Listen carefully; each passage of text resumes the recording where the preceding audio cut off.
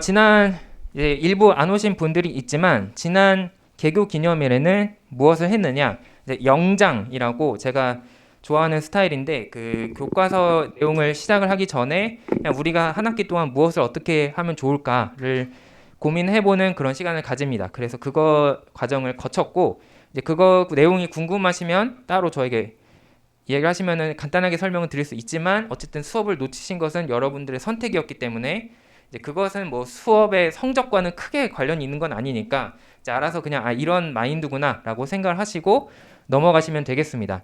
그리고 이제 교과서 실제 우리 교과에서 배워야 되는 내용으로 넘어와서 재무제표에 대해서 1장에 다루었습니다.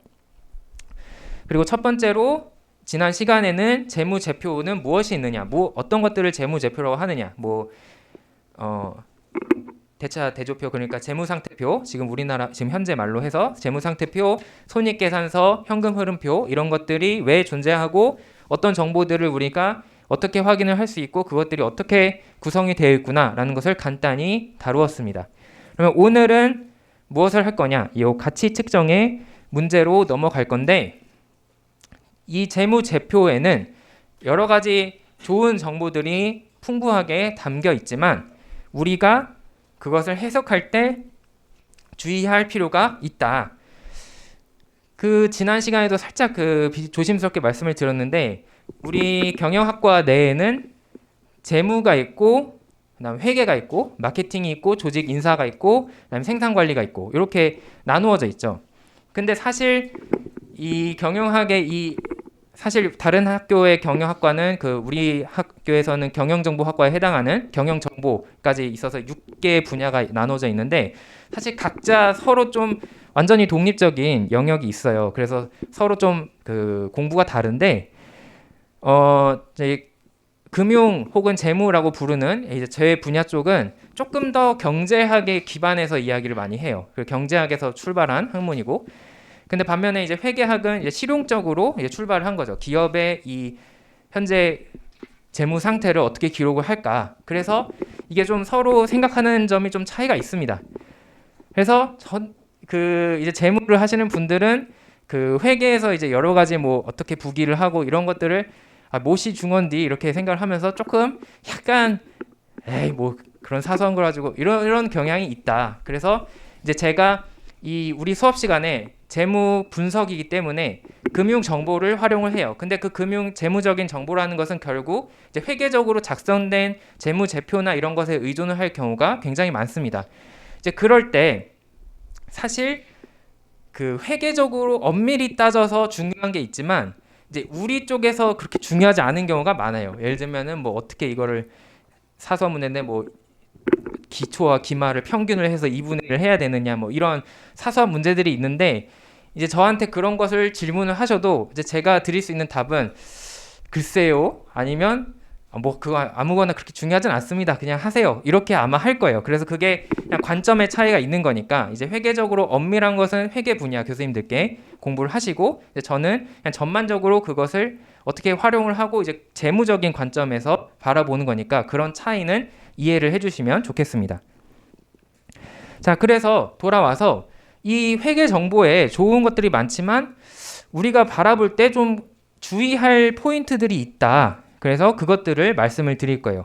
그게 이제 대표적으로 제가 지금 가치 측정의 문제라고 지금 설명을 하고 있는데 아주 오피셜한 그런 용어는 아니고 그냥 이 교과서에서 그렇게 사용을 하고 있고 저도 그냥 어느 정도 의미가 전달이 된다라고 생각을 해서 동일한 용어를 사용을 하겠습니다.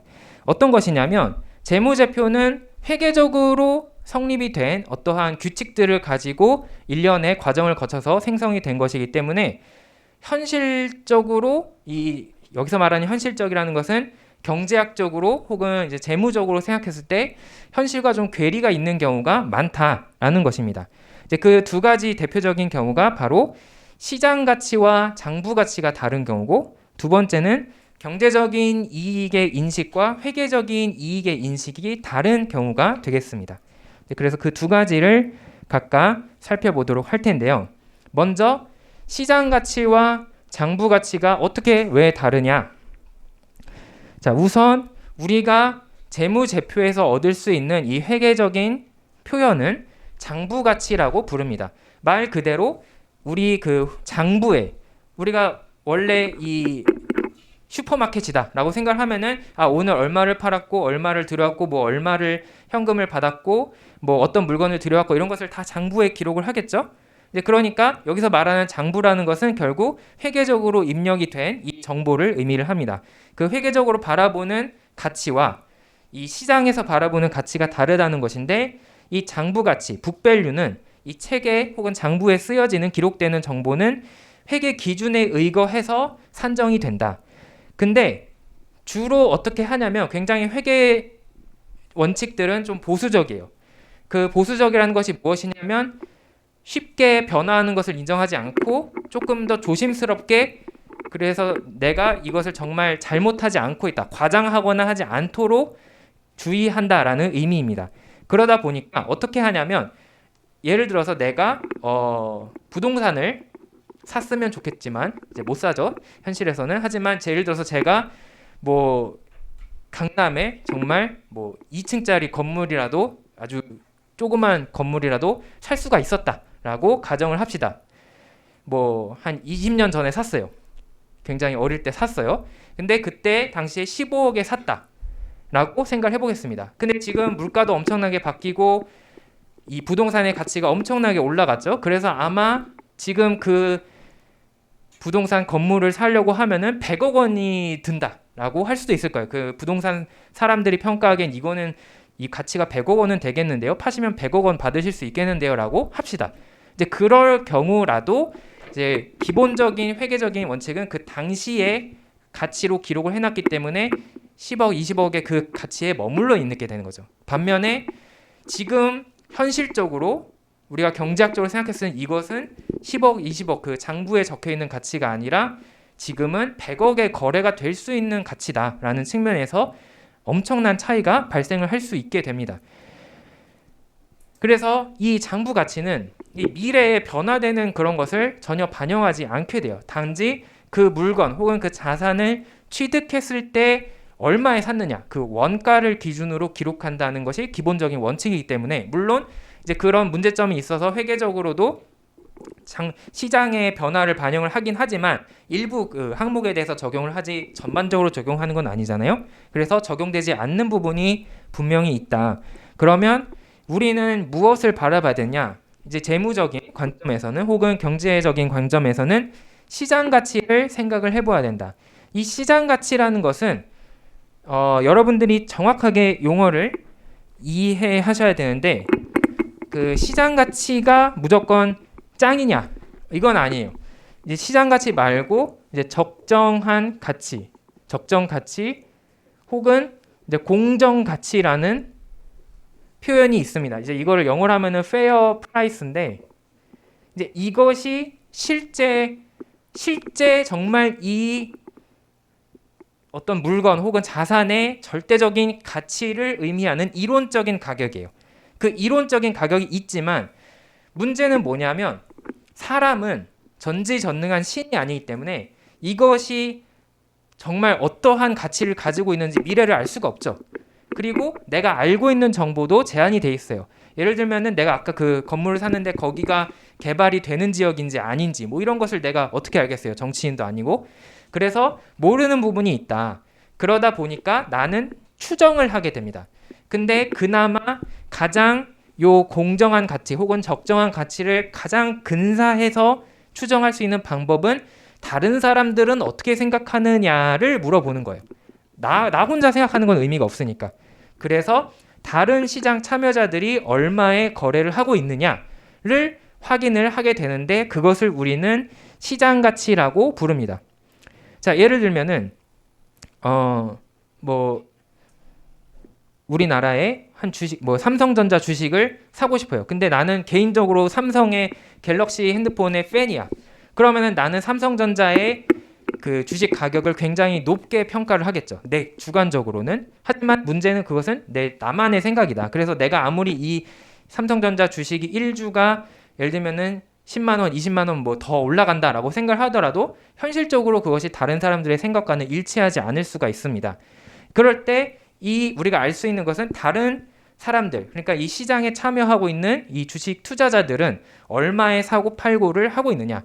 물론 개별적인 시장 참여자, 개별적인 구매자나 개별적인 판매자는 오류가 있을 수 있어요. 왜냐하면 그 사람들도 자기의 주관을 가지고 생각하는 거니까. 하지만 그것이 쌓이고 누적이 되면은 집단 지성이 되는 거죠. 그러면서 점점 이 적정한 가치를 시장이 발견을 하게 된다라고 우리가 생각을 할 수 있습니다. 그래서 경제학적으로 이제 수요와 공급의 원리가 있기 때문에 그것이 일치되는 시점에서 이제 적정한 가치를 찾을 수 있을 것이다. 그것이 이제 우리가 시장의 이 활성화를 신봉하는 그런 이유가 되겠죠. 그래서 우리는 장부 가치와 시장 가치의 차이를 이해하고 재무제표를 조심스럽게 살펴보아야 한다. 자, 예를 들어 볼게요. 자, 이거는 그 교과서에 있는 표인데 여기 미국의 여러 가지 대표적인 기업들, 각 분야의 대표적인 기업들의 가치를 측정한 결과가 비교되고 있습니다.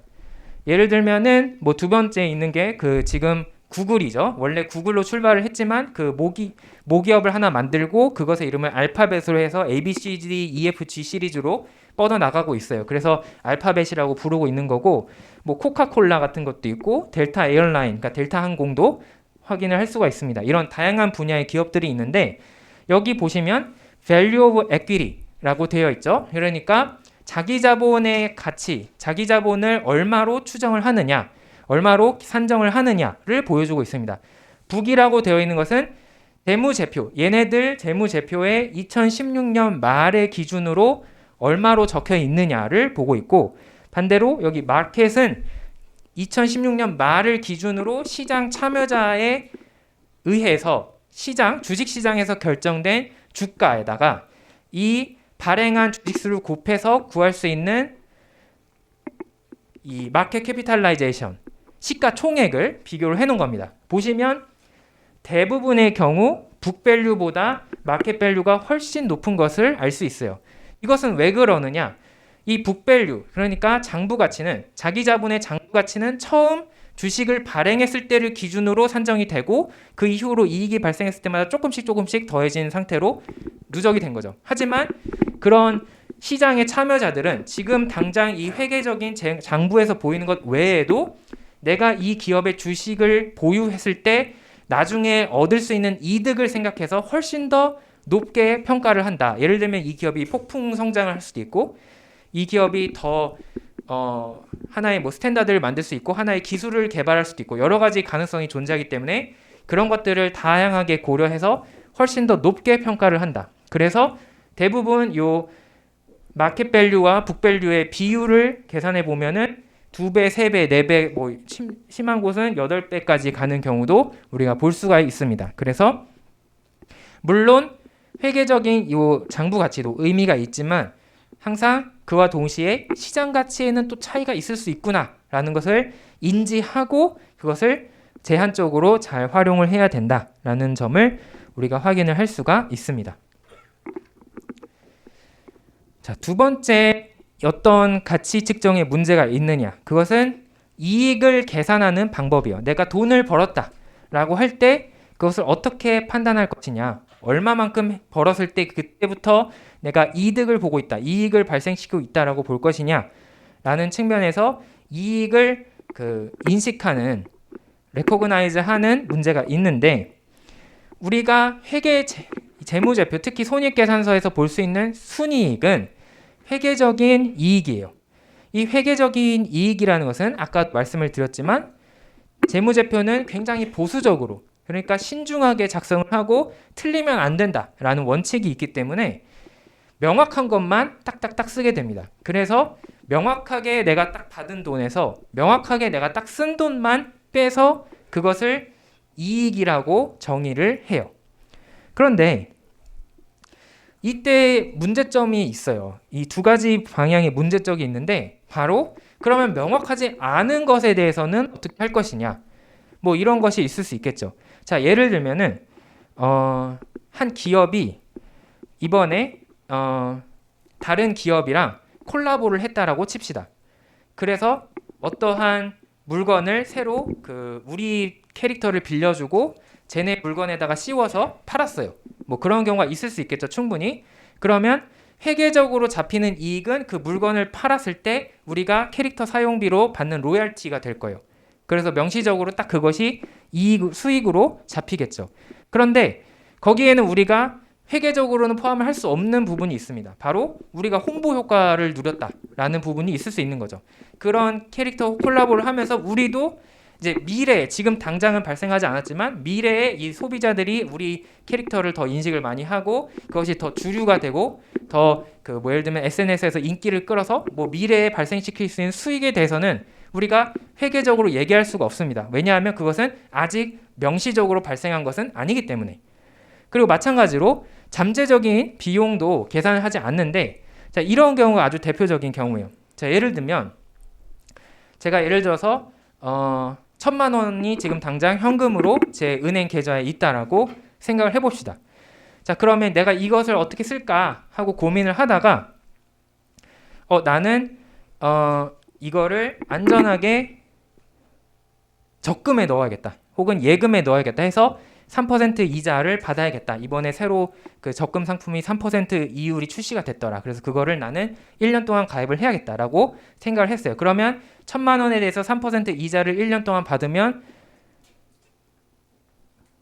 30만 원인가요? 30만 원이 되겠죠? 그래서 30만 원을 이익을 얻었네 라고 생각을 하고 나는 아무것도 잃은 게 없으니까 비용이 없었어. 공짜로 30만 원이 생겼다. 개이득 이렇게 생각을 할 수 있지만 거기서 우리가 경제학적인 관점은 뭐냐면 너는 그때 사실 손해를 본 거야.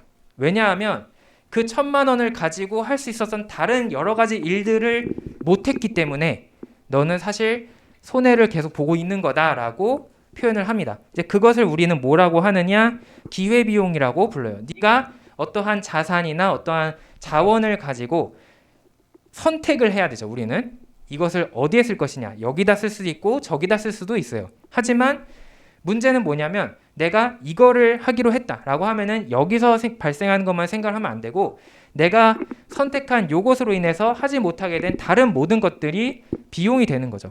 이제 여러분들이 시간 관리도 마찬가지예요. 그 시험 공부를 하는데 보통 4-5개의 전공, 3-4개의 전공 과목을 들은다라고 하면은 시험이 2주일 남았는데 오늘은 재무 분석을 공부를 해야겠다. 박준호가 좋아하겠지 라면서 딱 공부를 하셨어요. 그러면 여러분들은 거기서의 기회비용이 무엇이냐? 다른 과목의 성적을 올릴 수 있는 공부를 못했다라는 것이 기회비용이 되는 것이죠. 그래서 항상 그 최적의 결정을 무엇일까? 가장 효과적인 방법은 무엇일까를 고민을 하는 게 경제적인 마인드인데 마찬가지로 돌아와서 우리는 이 재무제표에서는 이런 기회비용은 알 수가 없어요. 그래서 이 기회비용을 모르기 때문에 이 회계적인 이익으로 계산된 것은 분명히 실제적으로 내가 이익이라고 생각한 것과 차이가 있을 수 있다. 그래서 경제적인 이익, 경제적인 관점에서 이익은 잠재적인 수익까지 모두 포함해서 얻을 수 있는 다 합친 총 수익에서 이제 기회비용을 제외한 것이다 라고 이야기를 합니다. 이 기회비용이라는 것은 내가 선택한 것으로 인해 발생한 여러 가지 비용을 생각하고 그 중에서 가장 큰 값을 가져오는 거예요. 그래서 이제 그 중에 최대로 비용을 생각을 하는 거다라고 쉽게 생각을 하시면 되겠습니다. 그래서 회계적인 이익과 경제적인 이익도 차이가 있을 수 있다. 자, 여기 회계사가 바라보는 한 기업과 같은 기업을 경제학자가 바라봤을 때의 결과의 비교를 지금 도표로 나타내고 있어요. 근데 동일하게 어떤 영업 활동을 해서 물건을 팔고 하면서 821달러를 벌었고 821달러를 벌었어요. 동일하게 내가 빌려왔던 돈에 대해서 갚았어요. 그래서 97달러를 갚고 97달러를 갚았어요. 그리고 기타 여러 가지 비용을 14를 뺐어요. 그러면 그 이후에 우리 회계적으로는 그것을 우리의 그 세전 이익이라고 부르고 세전 이익에서 세금을 납부를 합니다.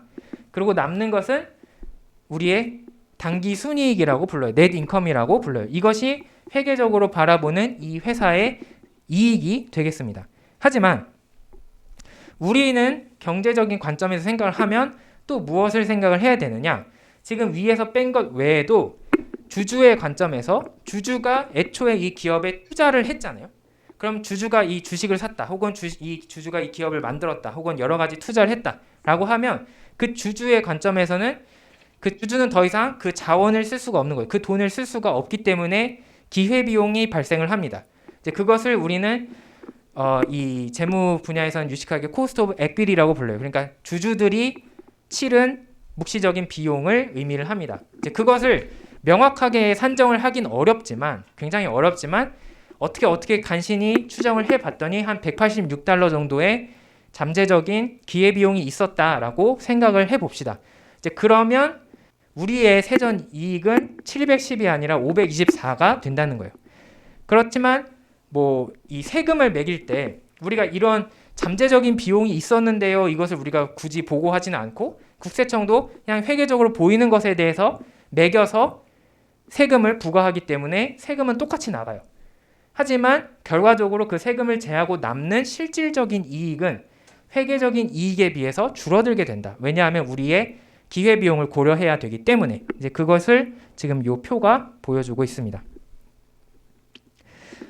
자, 정리하자면 우리가 재무제표를 잘 활용을 해야 되고, 사실 이 수업 내내 그렇게 할 거지만 그럼에도 불구하고 늘 우리는 재무제표에는 어떠한 한계가 있다, 현실을 정확하게 반영하지 못하는 문제가 있을 수 있으므로 괴리가 발생하지 않도록 주의해야 된다라는 점을 한 번쯤 생각해 보면서 이 재무제표를 분석을 해보자 라는 것이 이번 이 세션의 결론이 되겠습니다.